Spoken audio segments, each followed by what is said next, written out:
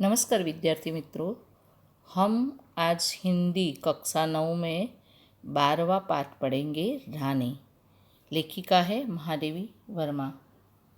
हिंदी साहित्य में महादेवी वर्मा अर्थात मैं नीर भरी दुख की बदरी और तुमको नींव में ढूंढा तुमने ढूंढी पीड़ा कहने वाली सहृदय, भावुक, अत्यंत संवेदनशील और समग्र नीव सृष्टि पर अनुकंपा वर्षण करने वाली छायावादी युग की अप्रतिम रचनाकार। छायावादी युग के 4 स्तंभ गिने जाते हैं: प्रसाद, पंत, महादेवी और निराला। इनमें प्रसाद के साथ सदैव इतिहास बोध रहा हो तो पंत प्रकृति के कोमल कांत पदावली के रचनाकार के रूप में पहचाने गए। निराला अपने ओजस्वी और रौद्रता के लिए तो महादेवी धीर गंभीर दर्द की दास्तान सुनाने वाली कवयित्री के रूप में पहचानी गई। फर्रुखाबाद में यानी उत्तर प्रदेश में महादेवी का जन्म हुआ। दूसरे अर्थ में विदुषी और प्रगल्भा नारी के रूप में समग्र जीवन जी गई। मुख्यतया महादेवी कवयित्री ही रही, किंतु स्मृति की रेखाएं जैसी रचना के द्वारा उत्तम गद्यकार, रेखा चित्रकार के रूप में अपनी पहचान बनाने में सफल रही है। प्रयाग महिला विद्यापीठ की प्राचार्य और कुल गुरु के पद पर रहकर शिक्षा के क्षेत्र में आपने अनुपम योगदान दिया है। निहार, रश्मि, नीरजा, सांध्यगीत, दीपशिखा, अतीत के चलचित्र और स्मृति की रेखाएं आदि आपकी बहुचर्चित एवं लोकप्रिय रचनाएं हैं। यह रानी नामक एक घोड़ी, हमारे इस पाठ में रानी नाम की एक घोड़ी उनके 2 साथी निक्की और रोजी के साथ आई है, सम्मिलित है, जिसका बड़ा मार्मिक और भावुकतापूर्ण शैली में चित्र अंकित किया गया है। ऐसा लगता है यहाँ नेवला, कुत्ते और घोड़ी हमारे सामने ही है। पशु, पंछी और निर्दोष भोले ऐसे प्राणियों के प्रति महादेवी जी का स्नेह और प्रेम छलकता नजर आता है। यानी महादेवी वर्मा मनुष्य के सिवा भी घोड़ों या तो कुत्ते, बिल्ली, नेवले, ये सब पशु प्राणी भी उसके प्रेम के अधिकारी बन जाते हैं। यानी उनको इतना प्रेम करती है। जो एक हिरन की बात, एक हिरन का पाठ आया था, तो छोटी हिरनी जब महादेवी ने अपने प्रयाग जो विद्यापीठ है वहाँ प्राचार्य थे, तो वहाँ एक छोटी हिरनी बच्चे के रूप में जो मरने के जैसी थी, उसको वो घर पे लाई और उससे बड़ा करती है। लेकिन एक दिन गर्मियों की छुट्टी में महादेवी वर्मा कहीं और जाना पड़ता है थोड़े दिन के लिए, तो 14-15 दिन के लिए, तो वहाँ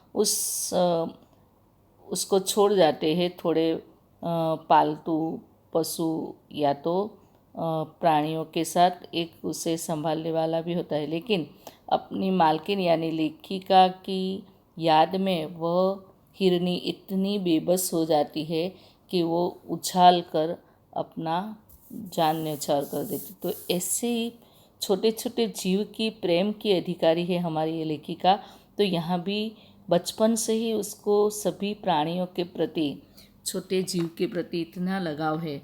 और वो लगाव इस पाठ में रानी, एक घोड़ी का नाम दिया है, उनके साथ कितना कैसा व्यवहार लेखिका के अंदर बचपन से ही एक बहुत ही अटूट संबंध दूसरों मनुष्य के सिवा दूसरे प्राणियों के प्रति भी रहा है, वह हमें उसका यहाँ ये परिचय मिलता है। लेखिका का हम देखते हैं कि लेखिका जब छोटी थी तब उसके घर एक रानी नाम की घोड़ी आती है, और वह घोड़ी उनके लिए क्या मायना रखती है वह हम देखेंगे।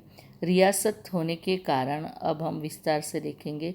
रियासत होने के कारण इंदौर में शानदार घोड़ों और सवारों का आधिक्यत्य था।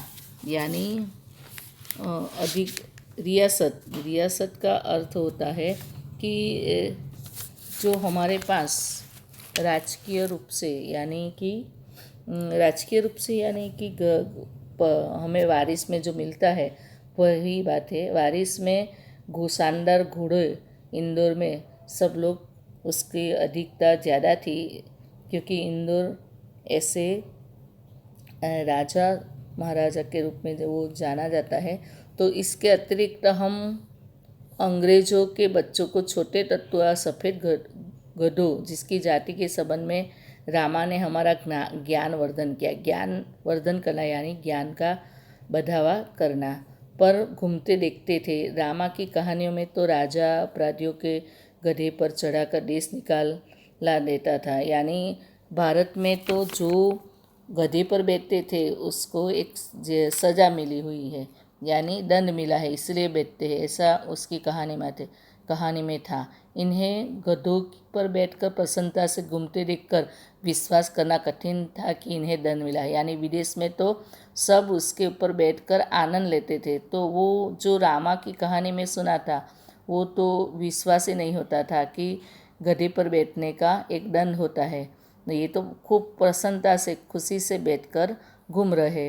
रामा के पास रामा को लेखिका ने पूछा, जब छोटी थी लेखिका तो रामा घर का जो घाटी था उसको पूछा, जिज्ञासा व्यक्त की कि क्यों ऐसा हमारे देश में भारत में तो इसी तरह से दंड मिलता है गधे पर बैठने का, और यहाँ तो ऐसा। तो रामा ने उसका निराकरण किया। इन्हें विलायत में गधे पर बैठने का दंड देकर भारत भेजा गया है। यानी विलायत में गधे पर बैठने का दंड देकर हमें भारत भेजा गया है, क्योंकि वहाँ पर वाहन नहीं है, वहाँ इतने ज़्यादा वाहन नहीं होते हैं, इसलिए यह वाहन नहीं सॉरी क्योंकि वहाँ यह वाहन गधा नहीं है, इसलिए लोग बैठने का आनंद लेते हैं। एक दिन हम तीनों ने बाबूजी को मौखिक स्मृति पत्र यानी मेमोरेंडम दिया कि हमारे पास छोटा घोड़ा न रहना अन्याय की बात है। यानी रानी के घर में जितने भाई बहन थे वह सब ने अपने पिताजी को एक मौखिक यानी बताया कि हमें एक घोड़ा तो चाहिए ही हमारे घर में। यदि अन्य बच्चों को घोड़ों पर बैठने का अधिकार तो हमें क्यों अधिकार नहीं मिलना चाहिए। लेखिका के साथ अपने भाई बहन ने ऐसे अपने पिताजी को एक बात बताई कि हमको भी एक घोड़ा चाहिए। बाबूजी ने हंसते हुए पूछा, सफ़ेद तत्तू पर बैठोगे? तो यहाँ सफ़ेद तत्तू एक ऐसा एक घोड़ा आता है जो छोटा घोड़ा आता है, तो उसके पर बैठने की बात बताई।